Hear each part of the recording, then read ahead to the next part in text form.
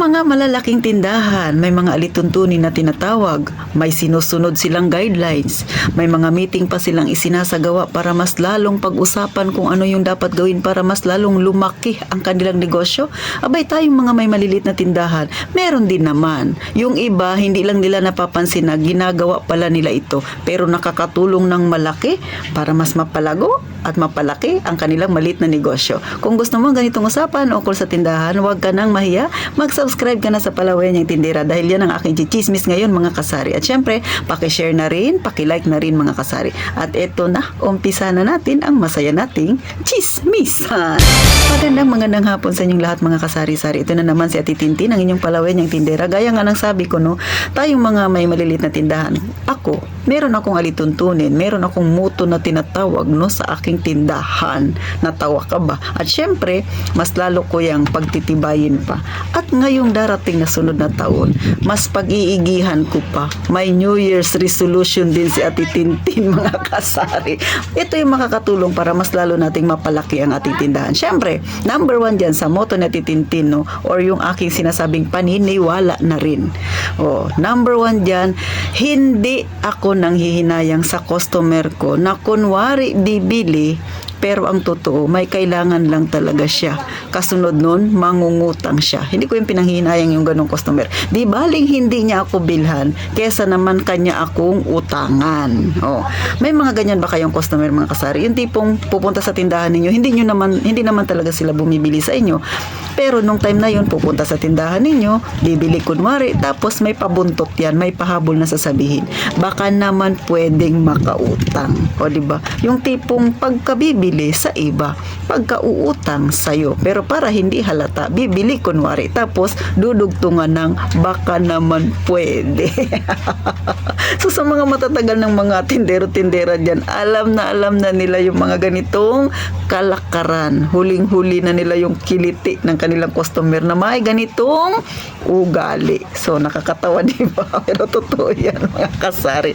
Kaya hindi na tayo padadala sa ganyang klaseng customer. Sabi nga, di baling hindi niya ako bilhan kesa ako ay kanyang utangan. Number 2 na paniniwala ni Ate Tintino, okay lang na buo ang kanyang pera kahit pa maagang-maaga. At least, bibili siya sa'yo. At syempre, dapat ikaw tindera, may panghanda kang barya. Kesa naman pupunta siya sa tindahan mo. Tapos kunwari, lalo na pagkakilala mo, 'di ba? Pupunta lang, baka naman pwedeng pabarya. Ulit, hindi ko sinasabing masama magpabarya, pero may mga customer tayo na pagkakilala na nila yung tindera. Kunwari, baka naman pwedeng pabarya. O kaya naman baka naman pwedeng makahiram muna ng barya diyan. Tapos kakalimutan na nila, dadaan-daanan ka na lang. Yung iba hindi naman talaga sa atin bumibili sa kabilang tindahan, pero tayo yung paborito nilang hiraman kunwari ng pera, tapos mamaya lang bayaran dahil buo yung kanilang pera. So ako sa mga ganyang customer, pagsasabihin nila na magpabarya ako, sinasabi ko na kaagad, no? Lalo na kung hindi naman sa akin nabili, na hindi ako nagpapabarya basta-basta. Kasi paano kung ikaw mismo tindera, mawalan ka ng barya, tapos kailangan mong baryahan si customer, alangan lang pupunta ka doon sa kabilang tindahan para magpabarya ka.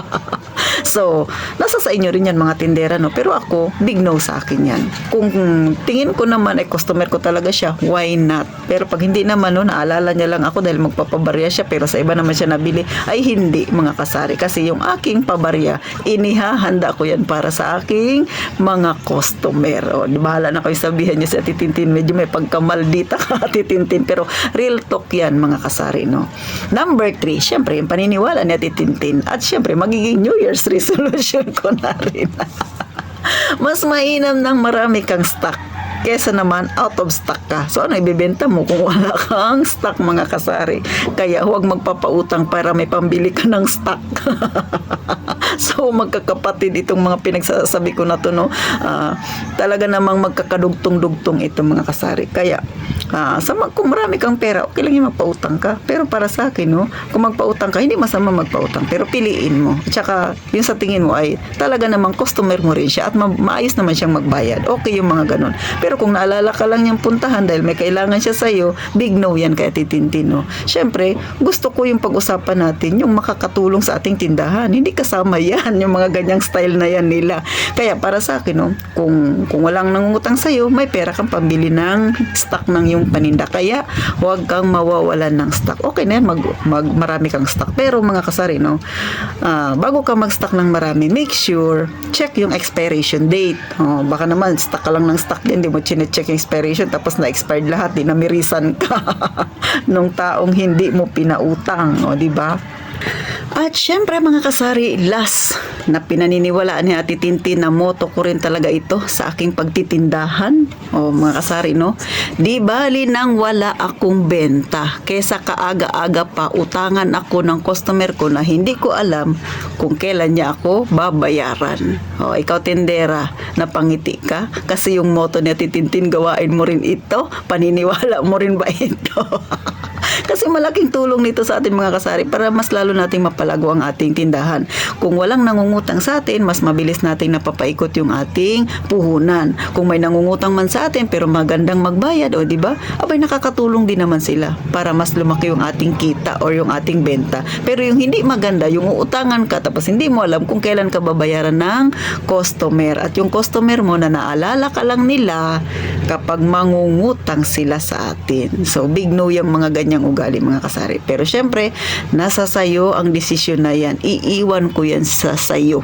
Pero ako, yan ang aking paninindigan, yan ang motto ni Ate Tintin, at magiging New Year's resolution ko na rin yan sa aking maliit na tindahan. Para syempre, mas lalo pa nating mapalago ang munti nating sari-sari store. Hanggang dito na lang sa Ate Tintin. Napangiti ba kita? Na-real talk nakita ba kita mga kasari? Paalala ito lalo na sa mga mag-uumpisa pa lang ng kanilang maliit na tindahan. Hanggang dito na lang ang inyong palawanyang tindera. Magkita tayo sa susunod na vlog na Titindin, at gaya nga ng palagi kong sinasabi, mag-iingat tayong palagi mga kasari.